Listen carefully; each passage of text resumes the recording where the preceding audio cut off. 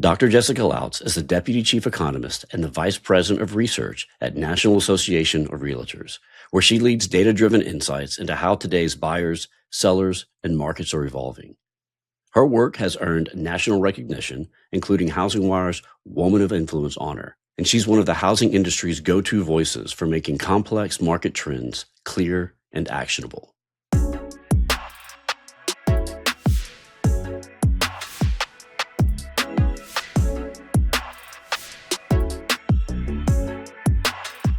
All right, Jessica, thank you for joining me. Yeah, absolutely. Happy to be here. So normally our Powerhouse episodes are usually more conversational, and I've got general topics that I want to hit, but since we're here at the Housing Economics Summit and I've got the opportunity to talk to someone like yourself, I wanted to try something a little bit differently for these episodes. And before I get into our specific set of questions that I've got prepared for you, I wanted to see if we could kind of come to a shared understanding of premise on housing economics, because I think that a lot of people that don't live in the world of economics or housing economics specifically, they tend to view this world more like a mechanism than an organism. And so in a machine, when you have all known inputs, they yield a very predictable black and white result. And with an organism, that's not so much the case. There are a lot more factors at play that are often intangible. And correct me if I'm wrong, or do you feel like that's an apt metaphor going into the discussion of housing economics, where it's more like an organism? You have these things that are tangible factors, but there are also things that are constantly changing as well. Oh, it's constantly changing. You can't predict human behavior, right? And so I think that's what it comes down to is, we may not like economics, we may hate math, but we're living in a world where it doesn't matter if you're buying a cup of coffee or you're buying a house, you're still participating in a system of economics. You're taking a bus or you're driving a car to work, you're making a choice here, and that's all based on economics at the end of the day. And so we have to just break it down so that people can really understand it. Hopefully they'll like it at the end of the day. They don't have to be the one crunching the numbers, but it's all about choices. That's what I think about when I think about economics, is how are people reacting to the environment that they're in. Okay, so I've got a list of questions I'm going to ask you, just like I asked some of our the other guests, that I think will serve as a platform to illustrate the way that you specifically view the market, its dynamics, and what you think people should be doing about it. Yeah, you ready? Absolutely. Yeah, I'm ready. Okay, let's do it. All right, so when we talk about housing economics for housing professionals that are out there interacting with home buyers and referral partners, what are the handful of core, if we're going off of like the Pareto principle, like the 80-20 rule, what is the 20% that housing professionals should be focusing as far as economic knowledge or understanding that would yield kind of 80% fluency in speaking market dynamics to home buyers and referral partners? Sure. So one, you're going to have to put it into the consumer's language, right? And so that's going to be at a level where you can talk to anyone and tell them how much inventory is actually out there. How many homes are actually affordable for them to be able to buy? How many homes can we actually look at? And they may have binge watched a lot of HGTV that told them that there's going to be 3 homes in their price range that they're going to see on a Friday and close on a Monday, and that's not going to happen. So I think putting it into the terms that the consumers understand, whether that's prices, interest rates, the actual available inventory, the location, all of that's going to be incredibly important to those consumers out there. And all of that is metrics, all of that is data, and there's a lot of sources that you can grab that from. Right. I had to stop. I was going to make a shiplap joke. HGTV, I had to get my mind back. So housing data, it can feel abstract to professionals in the field. Right. What are the most important indicators that specifically predict shifts in buyer demand and in affordability? Yeah, absolutely. So can they buy it? And is it available? I think those are the 2 big questions. So one is the inventory number, and there's lots of ways that you can grab that. I know that there's lots of sources through HousingWire. I'm going to promote NARs though. So we have a local dashboard that's going to be able to tell your inventory. Also, you're going to be able to actually see that at your state and local association or through your MLS. There's lots of ways you can track that. And 2 is affordability. One of the ways that we actually look at it is to look at home prices, to look at mortgage interest rates, and to compare it to income. And what is the typical down payment for a consumer in more than 200 local markets? That's going to give you a good gauge of when I'm talking to consumers out there, and say they're a school teacher, say it's a first responder, am I talking about a price point that is going to be so difficult for them to find? Or am I talking to someone who's an executive and there's plenty of inventory in that price point?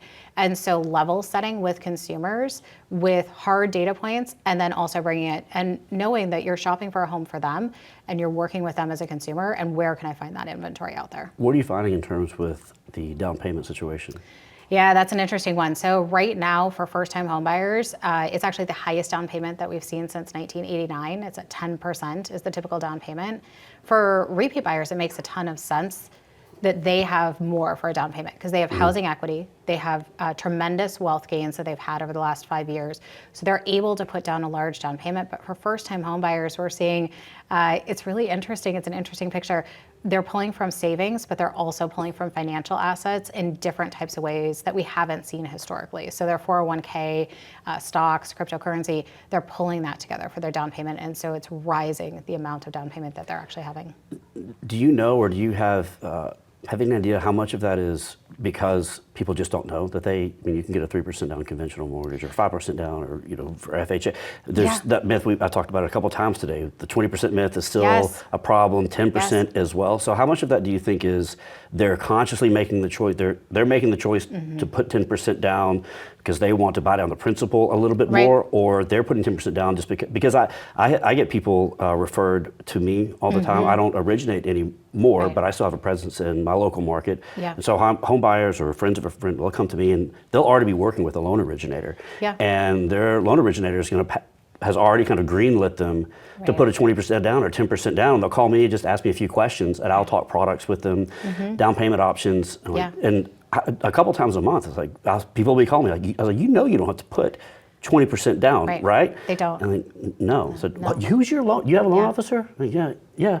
Like, what's his name? Well, did he not talk to you about this? So how much of that over necessary down payment do you think is fueled by ignorance? Right. Well, I think it's impossible to know how much of it is fueled by what, right? So the rate buy down, it makes a lot of sense. Lower monthly payment, they're seeing lots of headline figures out there that down payments are really high. They're not. We know that it's historically actually under the historical norm. That being said, if they want a lower monthly payment and they're seeing home prices rise, perhaps that's an opportunity for them.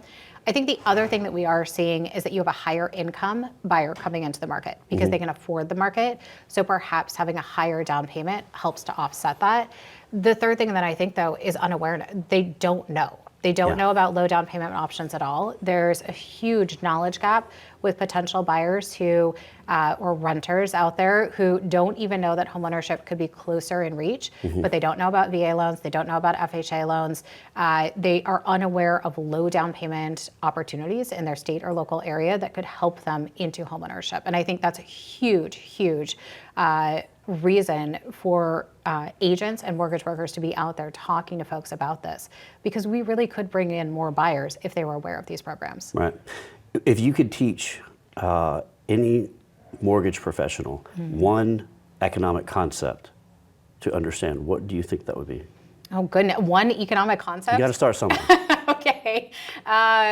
I'm an LO. I wasn't an economics major, and I can vouch for the majority of LOs and branch managers and regional managers. So if we're going to start somewhere. Okay, well, I feel like they're probably going to know about inventory. I think they're definitely going to know their industry as a mortgage broker. So what am I going to tell them? I'm going to tell them pent-up demand. I'm going to tell them about the demographics and how it's on their side as an industry. And the reason why is a lot of people talk about the lock-in effect. I certainly do as well, that homeowners are in low interest rate mortgages and they're not going to move, certainly. But I think what people don't talk about is that when we look at the population as a whole, there's a population peak that is in the early 30s, and those young adults want to be homeowners one day. They're being priced out of the market. They're feeling like they can't get there, but that pent-up demand is there. And there's a pipeline for it if we had the inventory and they were able to actually come on into the market. How much of that, I spoke to Odetta earlier, and she mentioned that, and what my question to her, or follow-up question about that, was how much of it is an affordability issue versus a maturation issue, right? Where you see, people that don't get a driver's license until they're 18, 19, 20 years old. They live with their parents longer, right? And so some of that's a mix of affordability, but also some of it's just the change in the maturity timeline of an American that age. Sure. Yeah, I think that there's both that could be going on, right? But I also do know that based on our research, that we see that 85% of Americans believe that homeownership is part of their American dream.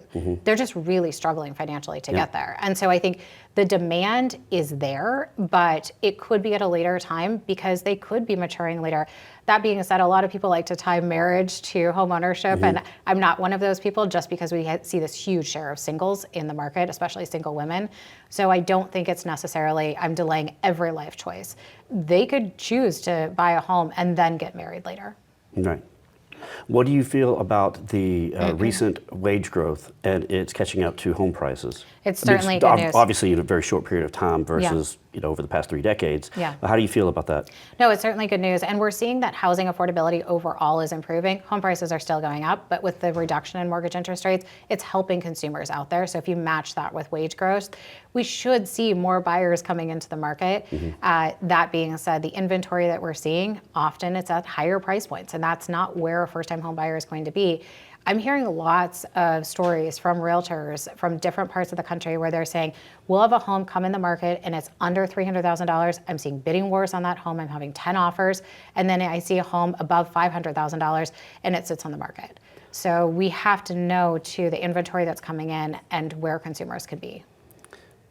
Staying on affordability, what do you see as the biggest factor to, I'm set up to phrase this, because obviously wages is one thing. There's also rates and inventory, and I think when we talk about affordability, there's actual affordability versus perceived affordability, right? So you can have someone that can get into a home right now at a 6% rate, and they could afford the note, but they're waiting until rates drop, right? And so that's like a perceived affordability issue rather than an actual affordability. Right. So between, I know it's a combination of many things, but inventory, wages, and rates, what do you think is the most impactful towards both affordability or perceived affordability? Oh goodness, I don't know the actual answer to that. If I'm gonna choose one of them, I think that people are looking at the total cost of ownership. And so I think it sometimes actually goes beyond the home price and the mortgage on that property. I think sometimes it goes to, what are my commuting costs? What are my energy costs? Because the home that's available for me is an older home and it's gonna need lots of upgrades. Do I have money in reserves to actually do that? I think people are pretty smart and they're looking at the total cost of ownership and not just one metric. The thing that I do know though is that the recent market with low interest rate mortgages, I think there's a lot of, oh wow, my neighbor has that, or my friend had that mortgage and I'm never going to be able to achieve that. That's unfortunate because I don't think that them waiting on the sideline is going to help them in any way, because home prices are going to continue to go up because we really don't have enough supply in America. Right. So one of the things that I'd like to hear your take on and advice.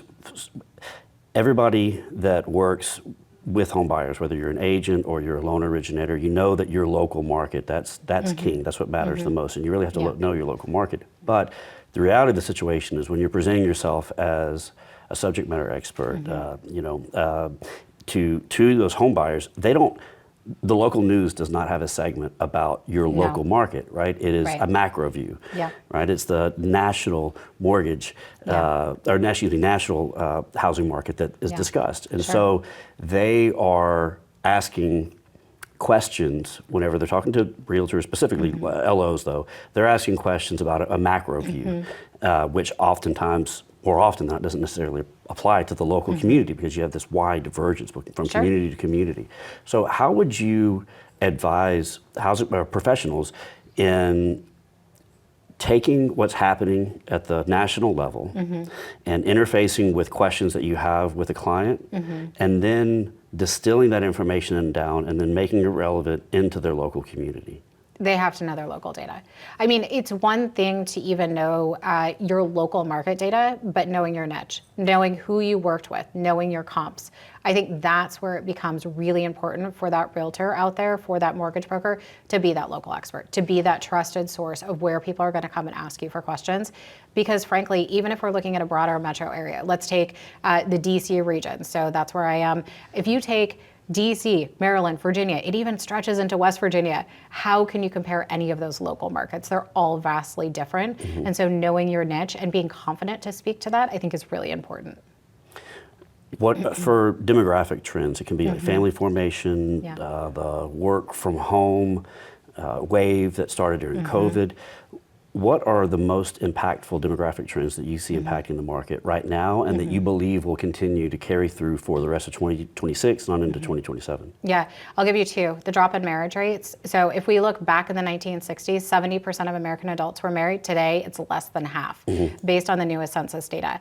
So that means that there's going to be more homes that are needed because you're going to have more singles in the market, more people living independently as adults. That is a huge driver of what we need in this country when we think about housing.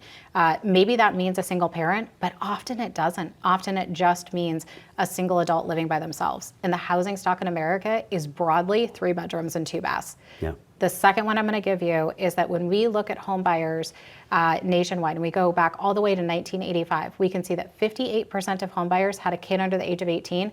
Today, it's about a quarter. Yeah. So we can see that activity that's due to lower birth rates. It's due to older home buyers who are median age of 62 as a repeat buyer. They're not going to have a kiddo. And yet we're putting this preference on these bigger homes that maybe people want a lot of stuff. Maybe they want visitors, but do they need that space? Right.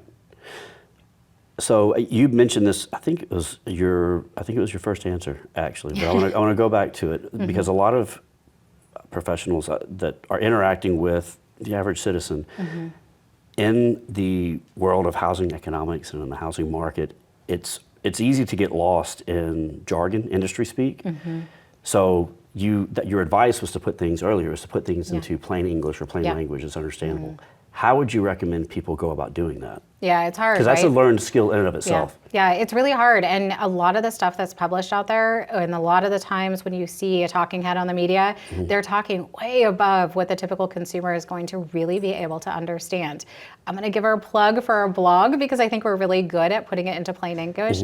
But I also think that really understanding, being nerdy about it, getting into it, really understanding it so that you can then translate it to your kitchen table, so that you can understand it and translate it to your grandparents. I think that's how you can really put it into plain English so that a consumer is going to understand it from you too.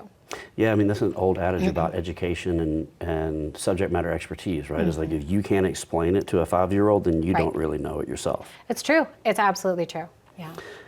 What is one misconception about housing data or economics that you would wish, or that you wish the industry would move past? Yeah, well, I think right now in this exact moment, the misconception can be AI. That AI is going to give you all the answers, when in truth, that's the same as looking at that national data and saying, ooh, that data point is reflective of the entire housing market. And you'll look at it and say, that's not true at all. Right. So I think trusting your source, understanding where that data is coming from. Is it relevant? Is it timely? Where did it come from? You don't have to get into the methodology, but know who it's coming from and make sure that you can trust that before you distill that. So what are the largest, I guess, either oversights or errors do you see AI making in its either predictive models or in its analysis?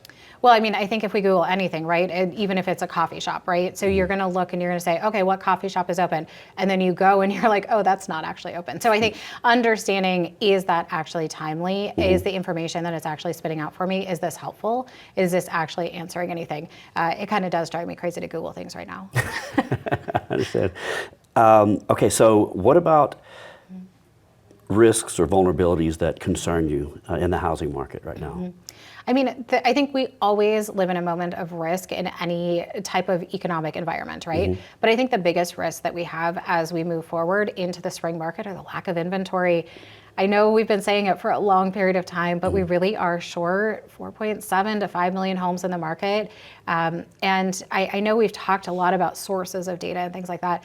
I don't know if you caught the Washington Post headline last week that said, we're short between 2 and 20 million homes in the market. I was like, wow, that's a range. Yeah, so we're at 4.7. So, you know, as we look at that, that's going to be a concern as we have lower interest rates, as affordability has improved slightly, as we have this pent-up demand, we need a product. And so I think that's a big concern. What about on a policy level? On a policy level, I guess that ties into like with yeah, zoning absolutely. and permitting. Yeah, on a policy level, I'm going to thank our great advocacy team run by Shannon McGann at NAR, but I'm going to say that they are making huge strides in Congress. So just yesterday, there was a major bill that was passed among the House and actually put through a lot of policy suggestions to actually build more inventory and to help affordability. And this is really what's needed. So you might have actually just answered my next question, because I was going to say conversely, what in the market or what in the industry gives you the most hope or the most optimism? Yeah, I mean, this is actually being addressed, that housing inventory and affordability is being addressed on a national level. I feel like this is very important, but it really does often come down into local communities and addressing the housing shortage that we have. So we really do need everyone on board to look at this as a major issue. Okay. I know earlier you plugged NAR's data, but I'm going to plug HousingWire's now. Yeah, fair. We rolled out, or we announced today, our HousingWire intelligence platform, and it's a customizable dashboard. And if you could, from scratch, and you have any data point available, if you could set up something with a macro and a micro view, and this is for a branch manager, regional manager, an agent that wants to be able to translate from the national to the local level. I know that there's basically an infinite number of data points that you could, but if you're looking at 4 or 5 data points for national, 4 or 5 data points for a local level to set up your dashboard, how would you do that? Okay, so we just did this at NAR too, our Metro Market Statistics dashboard. So if you're a Realtor member, you can grab that. It's exclusive to Realtors though. What I will say is things that you need in that dashboard are inventory. You need affordability. You need to know the population who are currently owners versus renters and where's your pent-up demand. So I think those are some major things that are helpful on a local level. Okay. If you were going to advise housing professionals, just in general, across the board, three leading indicators to watch for 2026 and 2027, what would you pick? Well, I think the major ones are, is there going to be home building activity? Where is the existing home sales inventory, and where are we going to be looking at that? You want to look at mortgage rates, and then in turn mortgage applications. I think I gave you more than 3 at this point, but I think I think that's what we're really looking at. Okay. You mentioned AI earlier, and I made this joke earlier. It wouldn't be a HousingWire conversation in 2025 or 2026 if we didn't talk about AI a little bit. So, what is your view on the impact of AI? Where do you see it playing out to the greatest effect in the next 5 years? Yeah, I mean, I have to say that AI is really it already has. It's transformed everything, right? And so I think the real estate space is no different. We know that realtors are embracing it and they're marketing, they're being more efficient, they're improving their productivity, that's great.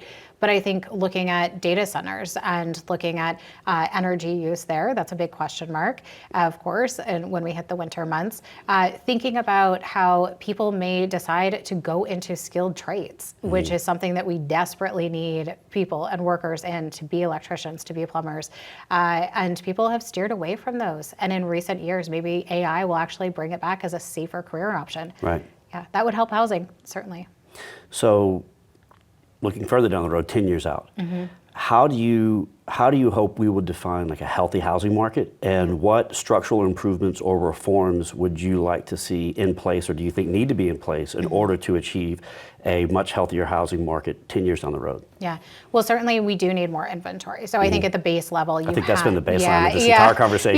We do. We need more inventory. But I think when we look at that, why is to bring more first-time home buyers into the market. We have been really lacking in first-time home buyers, and we have dropped to a historical low. The share that we have is about 20%, 21%. And so when we think about that historically, we used to be at 40% as a historical norm. So we've essentially slashed that in half. And we also know that the age of first-time home buyers is older than ever. They're 40 now. And so when we think about that, that's $150,000 of lost housing wealth gains. We want to bring them into the housing market. And unfortunately, they're really struggling to get there. As Logan often says about home builders, that they're not the March of Dimes. Yeah. Right. So where do you see the incentive coming from? Is that in more skilled labor, cheaper materials? Obviously, like zoning and that can have an effect on that. But where do you? I mean, we have a bottleneck now, and then what's going to open that? What's going to open that up? Right. Where do the key factors that need to change? Well, I think when we think about housing, we have to know on an individual level, this is the number one way that Americans build wealth in this country is through their home. When we look at the net worth of an owner versus a renter, it's $430,000 is our estimate versus a renter of $10,000. So sure, it's not a charity project, but that is the way that people build wealth. But the other thing that we also have to keep in mind too is it's a multiplier effect. For every home that's actually sold and built, think about all of the professions that are involved in that, whether it is mortgage, whether it is the realtor, but then it goes well beyond that. Title and insurance and appraisers and inspectors and painters and movers and so on. And it builds the community around them. And that is community growth. That's the economic builder in this country is truly through housing. And when we think about the shortage, it's a whole host of reasons, whether that's density restrictions, whether that's the skilled labor that we really do need, land availability. It goes beyond just one issue, unfortunately. Do you think the federal policy is going to be a driver to make some sort of difference, or do you believe that will open up and the incentives will